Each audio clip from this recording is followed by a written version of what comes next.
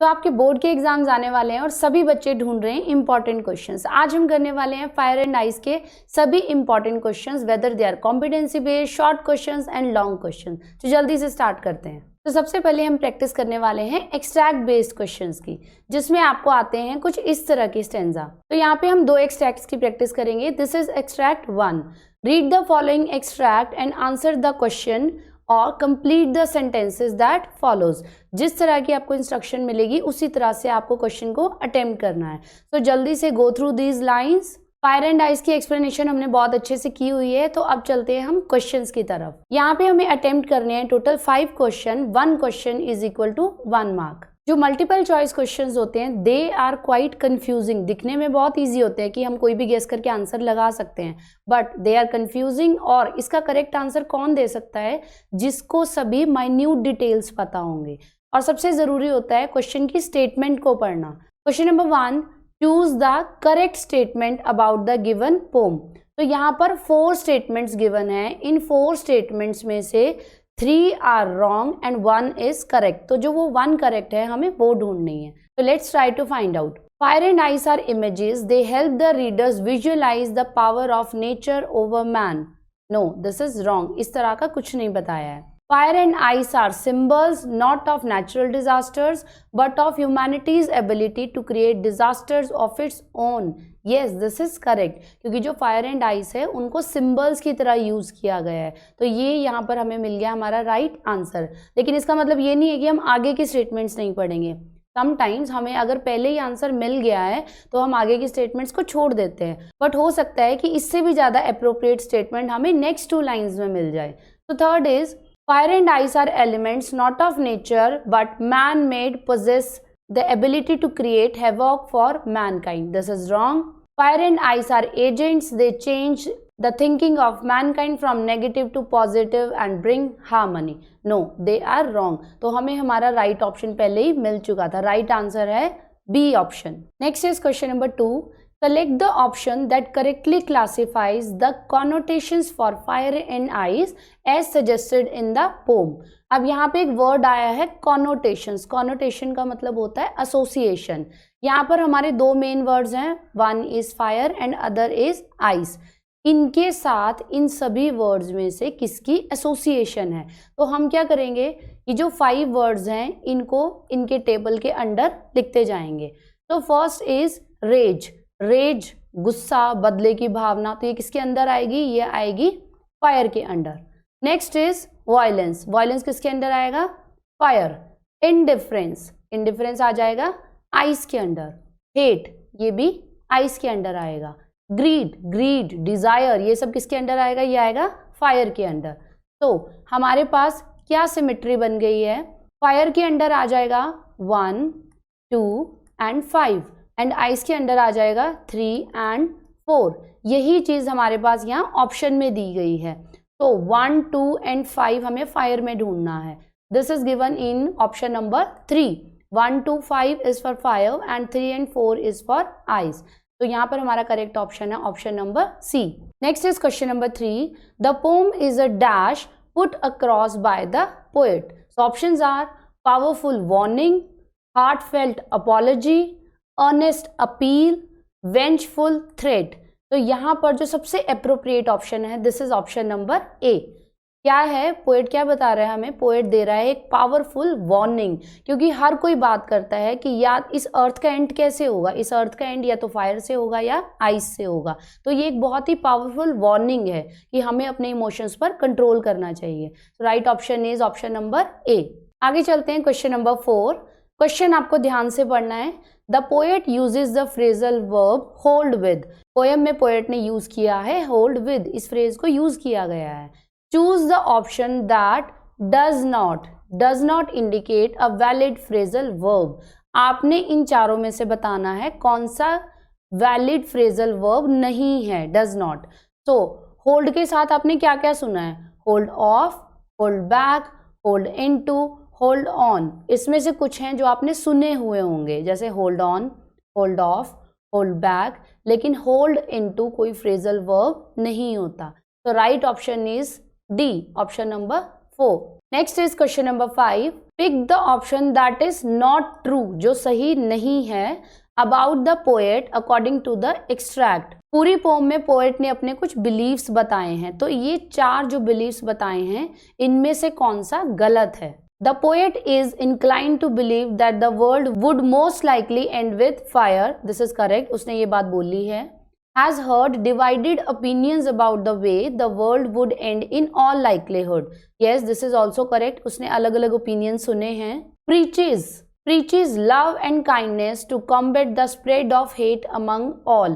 No, किसी भी तरह का यहाँ पे कोई teaching नहीं है। Last is declares the power of ice to be as destructive as that of fire. This is true. तो यहाँ पर wrong option क्या है? Option number C, और यही हमारा right answer है। फर्स्ट एक्सट्रैक्ट हमारा खत्म हो चुका है। Next is extract number 2। Same वैसे ही एक्सट्रैक्ट हैं but questions are little different. पहले वाले एक्सट्रैक्ट में जो क्वेश्चंस थे वो थोड़े से डिफिकल्ट थे, लेकिन अभी जो हम मल्टीपल चॉइस क्वेश्चंस कर रहे हैं दे आर कंपैरेटिवली इजी। तो क्वेश्चन नंबर 1 आप भी साथ साथ सॉल्व करिए। Question number 1, the people of the world think that the world will end इन। सभी लोग क्या सोचते हैं वर्ल्ड का एंड कैसे होगा? दो ऑप्शंस दिए हुए हैं, fire and tsunami, earthquake and cyclone, melting of glaciers, fire and ice। Obviously सब बहुत खुश हो रहे हैं कि हमें तो आंसर फटाफट पता चल गया क्योंकि ये बहुत इजी है। So right answer is fire and ice, क्योंकि पोएम का टाइटल भी यही है। नेक्स्ट इज क्वेश्चन नंबर 2, ये भी आप बहुत जल्दी आंसर दे देंगे। The poets opinion is that the world will end इन। यहाँ पे पोएट का ओपिनियन पूछा है, लोगों का ओपिनियन अलग अलग है, कुछ कह रहे हैं फायर में एंड होगा, कुछ कह रहे हैं आइस में होगा। पोएट ने किसका साथ दिया, वो किसके साथ खड़ा रहा है? सो क्या आंसर है? फायर, आइस, अर्थक्वेक या सुनामी। अब अर्थक्वेक और सुनामी तो ऑब्वियसली नहीं है, फायर एंड आइस, इन दोनों में से करेक्ट आंसर क्या है? Correct answer is fire. The poet stands with the people who favour fire. Question number 3, find the word from the passage which means the same as endless greed। बहुत ज्यादा लालच, इसका सिनोनियम ढूंढना है हमें। तो फर्स्ट इज फेवर, नो। एक अलग सा वर्ड है avarice, perish, no. Destruction, no. So right option is avarice. Avarice means endless greed, greed for wealth। Question number 4 very important, हर पोम का आपको पोएट अच्छे से पता होना चाहिए। So who is the poet of this poem? अब जब आप बहुत सारे पोएट्स को एक साथ देखते हैं तो sometimes you get confuse, but there should be one trick कि जिससे आपको कोई हिंट होना चाहिए आपके पास, जिससे आप कभी भी कंफ्यूज ना हो। सो पोएम का नेम क्या है? पोएम का नेम है फायर एंड आइस। इससे हम याद रखेंगे, कैसे याद रखेंगे? पहले तो आपको राइट आंसर बता देते हैं। Right answer is Robert Frost. अब यहाँ पर एक वर्ड है फ्रॉस्ट और पोम का जो टाइटल है उसमें एक वर्ड है आइस, दोनों ही स्नो की फॉर्म है। तो फ्रॉस्ट और आइस दोनों ही एक दूसरे से वर्ड मिलते जुलते हैं, तो आपको ये हमेशा याद रहेगा। जैसे ही फायर एंड आइस आया, answer is Robert Frost. Basically Frost क्या होती है? जब टेम्परेचर फ्रीजिंग पॉइंट पे आ जाता है तो कहीं पर भी किसी चीज़ में अगर मॉइस्चर है तो वो फ्रीज हो जाती है, जैसे कि लीव्स या कोई लोहे की चीज़ है उस पर पतली सी बर्फ की परत आ जाती है, दैट इज फ्रॉस्ट। और आइस आप सबको पता ही है, तो ये दोनों वर्ड्स एक दूसरे से मिलते जुलते हैं। Next is question number 5, the rhyme scheme of the given line is. अब हमारे पास 2 स्टेंजा थे, उन दोनों की आपको राइम स्कीम बतानी है। तो राइम स्कीम बताने के लिए मैंने यहाँ पर इन दोनों स्टेंजास के लास्ट वर्ड्स लिख लिए हैं। सबको आती है राइम स्कीम बनानी, तो सबसे पहले हम फर्स्ट स्टेंजा की राइम स्कीम बनाएंगे। कैसे बनाते हैं राइम स्कीम? सबको आती है। फायर, हमें क्या देखना है कि जो भी वर्ड है इसका लास्ट साउंड क्या है। लास्ट साउंड क्या है? र। आइस, डिजायर, र। फायर, र। तो अब हम क्या करेंगे, जो साउंड मिलते हैं, जैसे जहां जहां र साउंड आ रहा है उसको हम एक फैमिली में डाल देंगे। इसको हमने फैमिली बना दिया ए। अब जहां जहां पर र साउंड है वहां पर हम ए लिखते जाएंगे। तो ये बन गया यहाँ पर fire, desire and again fire. तो यहाँ पर हमने सब पर लिख लिया ए। अगली फैमिली कौन है? स फैमिली। स फैमिली को हमने नाम दे दिया यहाँ पर बी, अगला अल्फाबेट दे दिया, लेकिन स के साथ का कोई भी साउंड नहीं है, तो ये हमारी राइम स्कीम यहाँ पे खत्म हो गई है। तो फर्स्ट स्टेंजा की राइम स्कीम है यहाँ पर ए बी ए ए। सेकेंड की देख लेते हैं, ट्वाइस आइस, एक फैमिली में डाल दिया। हेट ग्रेट, बी फैमिली में डाल दिया। तो ये बहुत ईजी है, अब चेक कर लेते हैं। हमारी राइम स्कीम बनी है A B A A, and ABAB. Check करिए, this is given in option number C, ABAA and ABAB. This is the correct option. तो यहाँ पर हमारे एक्सट्रैक्ट बेस्ड क्वेश्चंस खत्म हो गए हैं. बहुत ही इजी क्वेश्चंस हैं, अगर आप ध्यान से करेंगे तो you will definitely get good marks. Next are short answer questions, जो आपको पोम में से भी आ सकते हैं. ये बहुत ही छोटी सी पोम है, तो इसका एक ही इंपॉर्टेंट क्वेश्चन बनता है और वो पहले भी एग्जाम में आ चुका है और CBSE ने भी सैम्पल पेपर में दिया है. And the question is, what is the message of the pome fire and ice? What does fire and ice stand for and what is the general opinion regarding the world? तो हम ये वाला question कर रहे हैं जो कि board में आ चुका है. क्वेश्चन को 2 पार्ट्स में पूछा है, तो हम आंसर भी 2 पार्ट्स में ही करेंगे.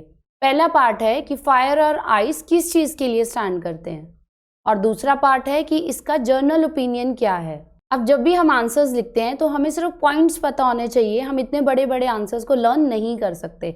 But there are some points जिसे हम लर्न कर सकते हैं, जैसे कि फायर के लिए जो जो सिंबल्स दिए गए हैं इनको आप लर्न करेंगे, और जो आइस के लिए दिए गए हैं इन अगर सिंबल्स को आप याद कर लेते हो तो ये आपको कहीं ना कहीं ज़रूर हेल्प करेंगे.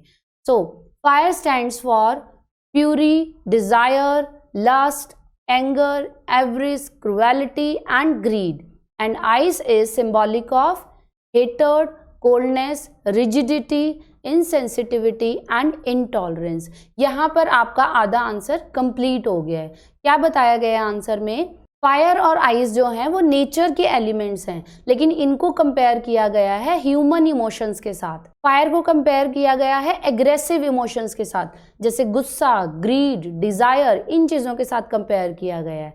जबकि इससे जो ऑपोजिट है आइस, उसको कंपेयर किया गया है रिजिडिटी, हेट, एक दूसरे से नफरत करना, एक दूसरे के प्रति कोई भी सेंसिटिविटी ना होना, हमें एक दूसरे के लिए सिंपैथी ना होना. So these are the symbols, ये आपको लर्न करना है और नेक्स्ट पैराग्राफ आप खुद लिखेंगे. सो जर्नल ओपिनियन क्या है, लोग क्या बातें करते हैं? मोस्टली लोग ये बातें करते हैं कि कुछ लोग कहते हैं कि वर्ल्ड का एंड होगा फायर से, जबकि दूसरे लोग कहते हैं कि वर्ल्ड का एंड होगा आइस से. तो ये एक जर्नल ओपिनियन है वर्ल्ड का. सो जो लोग फायर को फेवर करते हैं वो क्या कहते हैं कि ह्यूमन बीइंग्स में आजकल इतनी ग्रीड है, इतनी लालच है मटेरियलिस्टिक चीज़ों को लेके कि ये चीज़ें हमें खुद ही बर्बाद कर देंगी और कभी ना कभी ये जो वर्ल्ड है वो इस आग में जल जाएगा.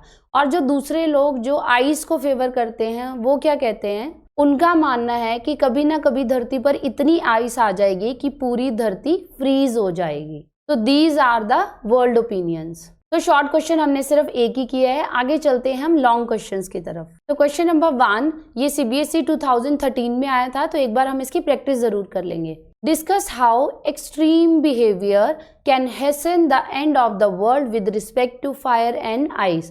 तो पहले क्वेश्चन का मीनिंग समझते हैं. जो ह्यूमन बीइंग्स का एक्सट्रीम बिहेवियर है, जैसे बहुत ज़्यादा डिज़ायर रखनी, बहुत ज़्यादा लस्ट है, एक दूसरे से बहुत ज़्यादा नफरत है, इन चीज़ों की वजह से वर्ल्ड का एंड और भी जल्दी होगा. तो इसे हमें डिफाइन करना है. तो आंसर भी हम ऐसे ही डिफाइन करेंगे. फायर एंड आइस पोएम में पोएट ने 2 चीज़ों से रिलेट किया है, फायर एंड आइस. कुछ सिंबल्स हैं जो फायर से रिलेटेड हैं, कुछ सिंबल्स हैं जो आइस के लिए यूज़ किए गए हैं. दोनों को ही ऐसे ह्यूमन बिहेवियर्स के साथ रिलेट किया गया है जिनकी वजह से वर्ल्ड का एंड हो सकता है. तो सबसे पहले हम एक्सप्लेन करेंगे फायर से रिलेटेड सिंबल्स को और उसके बाद आइस से रिलेटेड. दोनों को हम अलग अलग पैराग्राफ में लिखेंगे क्योंकि ये है एक long question. So first natural element is fire. Fire को किससे रिलेट किया गया है? ह्यूमन इमोशंस के. फायर सिंबलाइज करती है deep emotions of desire, passion, greed, lust. Human beings किन चीज़ों के पीछे भाग रहे हैं? पैसा, पावर, मटीरियलिस्टिक थिंग्स. अब मटीरियलिस्टिक थिंग्स ऐसी होती हैं कि हमें जितना चाहे हम उनको बाय कर लें, कभी भी हमारा उनसे मन नहीं भरता. हमें लगता है आज हम एक कपड़ा खरीद लेते हैं, फिर कुछ और शॉपिंग कर लेते हैं, फिर कुछ और शूज़ खरीद लेते हैं.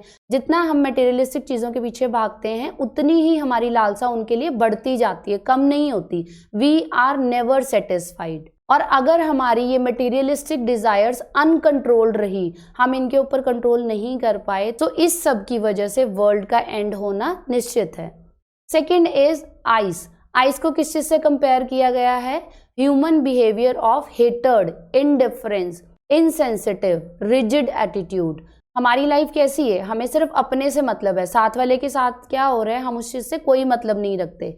तो धीरे धीरे जो ह्यूमन इमोशंस है, ह्यूमन का मतलब क्या है, being human means you should have some sympathy, some kindness, some love for each other, लेकिन ये चीज़ें जो है धीरे धीरे खत्म हो रही हैं। हम बहुत ही रिजिड हो गए हैं, अपने से मतलब है, दूसरे के साथ क्या हुआ हमें कोई मतलब नहीं। इस तरह का जो ह्यूमन बिहेवियर है जहाँ हम सिर्फ नफरत ही नफरत करते जा रहे हैं, ये भी एक रीज़न बनेगा कभी ना कभी वर्ल्ड के एंड का। तो जहाँ पर हमारा लॉन्ग क्वेश्चन है वहाँ पे हमने ऐसे 2 पैराग्राफ्स में एक्सप्लेन कर दिया, फायर के सिंबल्स को अलग, आइस के सिंबल्स को अलग। Now this is our last question. ये क्वेश्चन भी CBSE 2014 में आया था, तो इसको भी हम एक बार पढ़ के ज़रूर जाएंगे, क्योंकि हमें आंसर तो पता है कि किस क्वेश्चन में क्या आएगा, लेकिन उसे अटेम्प्ट कैसे करना है, इसलिए हमें रीड करना बहुत ज़रूरी है। So question is, how will the world end? Obviously world will end in fire और ice. Support your answer with scientific explanation. यहाँ पे साइंटिफिक एक्सप्लेनेशन देनी है। साइंटिफिक एक्सप्लेनेशन में हम क्या बताएंगे, जो हमें टीवी में दिखाया जाता है, समटाइम्स दिखाया जाता है ना, जैसे आज से 50 साल बाद धरती कैसी होगी, वो डरा भी देते हैं हमें समटाइम्स ऐसी न्यूज़ दिखा के, बट हमें यही साइंटिफिक एक्सप्लेनेशन देनी है। तो हम आंसर स्टार्ट करेंगे कि साइंटिस्ट के अकॉर्डिंग भी यही 2 रीजंस हैं कि या तो वर्ल्ड का डिस्ट्रक्शन फायर की वजह से होगा या आइस एज की वजह से होगा। अगेन फायर और आइस। तो साइंटिस्ट का मानना है या तो धरती का जो इनर पार्ट है, जिसे हम कोर बोलते हैं, वहां से इतनी आग बरसेगी जैसे वॉल्केनोज होते हैं कि धरती नष्ट हो जाएगी, या फिर उनका मानना है कि धीरे धीरे अर्थ पर आइस एज आ जाएगी, पूरी धरती पर बर्फ ही बर्फ होगी और इस तरह से यहाँ पर किसी भी तरह का जीवन संभव नहीं होगा। तो यहाँ पर जो साइंटिस्ट हैं वो क्या कंपेयर करते हैं, वो कहते हैं फायर अंडर द अर्थ। किसको बोला गया है, जैसे कि वॉल्केनोज हैं, बहुत बड़े बड़े अर्थक्वेक आते हैं, नेचुरल कैलामिटीज हैं, सुनामी आती है, ये कुछ इस तरह के नेचुरल डिजास्टर्स हैं कि इसमें किसी का भी बचना पॉसिबल नहीं होता। दूसरी तरफ कंपेयर किया गया है कि ग्लेशियर्स जो मेल्ट हो रहे हैं, टीवी में भी हम देखते हैं, तो उनका जो पानी है वो हर जगह लैंड को कवर कर लेगा। अभी हमारे पास क्या है, बहुत ज़्यादा वाटर है और लैंड एरिया थोड़ा कम है। धीरे धीरे वाटर जो है वो पूरे संसार को कवर कर लेगा और इस फ्रीजिंग कोल्ड वाटर से ही सभी लोग मर जाएंगे, पूरे वर्ल्ड का एंड हो जाएगा। तो एंड में हम पोएट के व्यूज भी दे देंगे कि रॉबर्ट फ्रॉस्ट ने इन्हीं 2 एलिमेंट्स के थ्रू सभी को वार्निंग दी है। रॉबर्ट फ्रॉस्ट सबको वार्न कर रहे हैं कि अगर इन दोनों सिंबल्स पर कंट्रोल नहीं किया गया तो वर्ल्ड का एंड 100% होगा ही होगा। So we are done with all the questions. इसी तरह से हम सारी पोम, शॉर्ट स्टोरीज और चैप्टर्स की प्रैक्टिस भी करने वाले हैं। तो thank you for watching, subscribe the channel books and brain and like the video. Thank you, bye bye.